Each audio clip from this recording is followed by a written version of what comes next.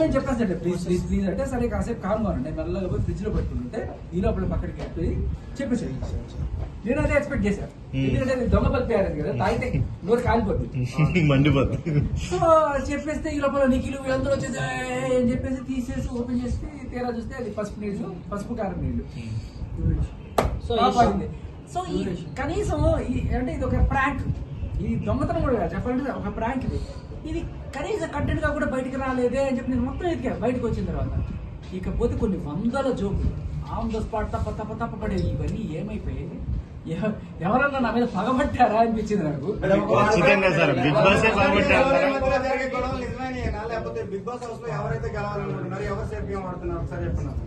అదే అంటున్నా. ఇంకొకటి ఏంటంటే, ఒకటి ఏదో రకంగా ఒక ఎంటర్టైన్మెంట్ దొరుకుతుంది జనాలకి, గెలుపు ఓటమి పక్కన పెడితే అది చూసే కాస్త టైంలో జనాలకి కాస్త జోకులు దొరుకుతున్నాయి, నవ్వుకుంటున్నారు అనుకున్నప్పుడు అవి కట్ చేయడం వల్ల ఎవరికి అడ్వాంటేజ్ వస్తుంది? అంటే ఒక వర్గానికి ఫేవర్ గా కాదు, వాళ్ళు వచ్చేసేదే టీఆర్పీలు జనాల కోసం కదా. సో దాని వల్ల ఏ రకమైన లాభం ఉండదు కదా బిగ్ బాస్ కి. సో మరి ఏ రకంగా ఏదైనా టెక్నికల్ ఫాల్ట్ వచ్చి మిస్ అయిందా? ఒకసారి ఫాల్ట్ వస్తుంది కానీ ప్రతిసారి ఫాల్ట్ రాదు కదన్నా. అదే నాకు ఆశ్చర్యం వేసింది.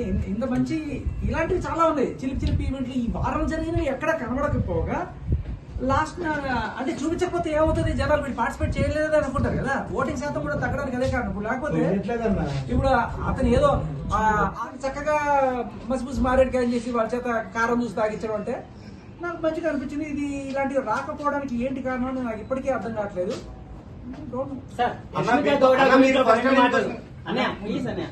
యష్మిక గౌడ్ నుంచి చెప్పండి, గేమ్ ఎలా అనిపిస్తుంది? యష్మి దగ్గర నుంచి చూసా కాబట్టి, రూమ్మేట్ కాబట్టి యష్మి ప్రేరణ వీళ్ళిద్దరు కూడా ఒకే టైప్ ఆఫ్ ఇది ఉంటుంది. కాకపోతే ప్రేరణ తొందరగా బయటపడిపోతుంటుంది. యష్మి